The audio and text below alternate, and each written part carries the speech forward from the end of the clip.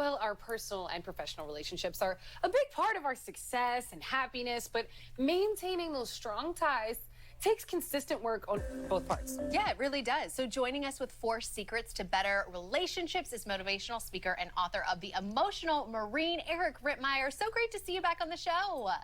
Oh my goodness, guys. It's so awesome seeing you. I cannot wait to get back live in studio. I really hope that happens. It will soon enough. So while we have you, let's talk first maybe, why do you think that so many people let their personal relationships just kind of fall by the wayside over time? You know, this is difficult. I think the main thing, Eileen, I would say, what I personally believe, I think just right now as a society, we're in the swipe right society. We want to ride, we swipe right, we get a car. We're hungry, we swipe right, we get food. We want to go dating, we swipe right, we get a date. When it comes to relationships, that swipe right doesn't apply. So I feel like a lot of people just don't understand that relationships take hard work. This is a long-term thing. It's not a sprint, it's a marathon. It's the effort that's required to maintain a relationship. So I think a lot of people put it to the wayside, unfortunately. Yeah.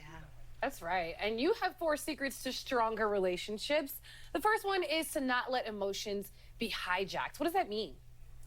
Yeah, you hear the word emotions getting hijacked, right? Here's the thing. You've all heard the quote before. It's like you can't control what people do, but you can control what happens to you internally. So this is the issue. When you're put in these high stress situations, you can't allow what other people are doing to dictate how your feelings are internally. It'll ruin your happiness. It'll ruin relationships. Learn to compartmentalize your emotions. When somebody's doing crazy stuff, separate it out and be like, okay, this person's just not feeling right. They're having a bad day. Don't allow them to control how you feel.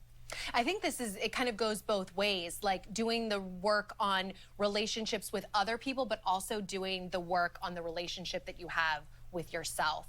Up next, you want us to break the addiction of needing approval from others. I feel like that can sometimes be a big one. So how do we do that? Oh my goodness, it's critical, Eileen. We are a society that's addicted to the approval of everyone, people we never met before. How many thumbs do we get? How many hearts do we get? I think it's important to get to the core of where this comes from. It's part of our DNA. As babies, we make our parents happy, we get what we want. We go to school, we make our teachers happy, we get what we want.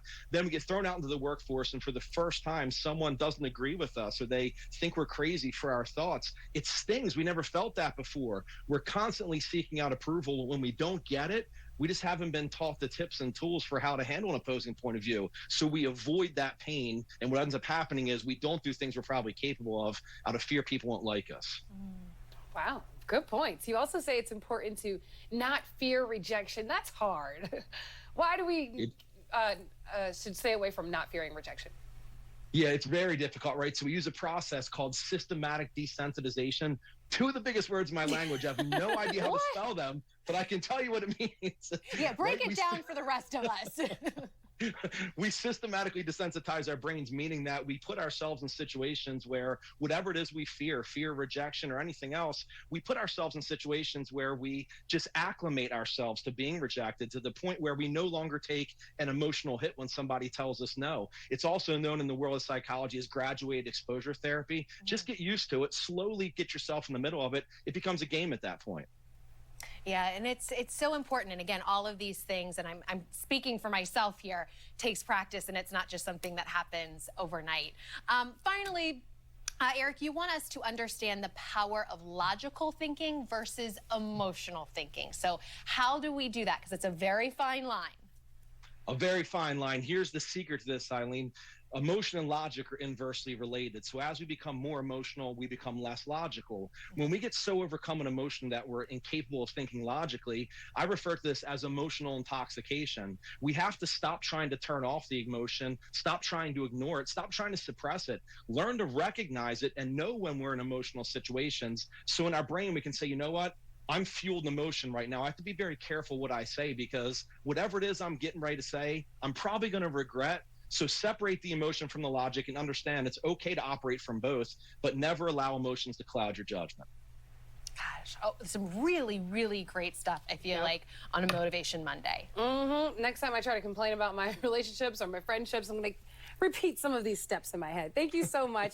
Check out Eric's book, The Emotional Marine, now.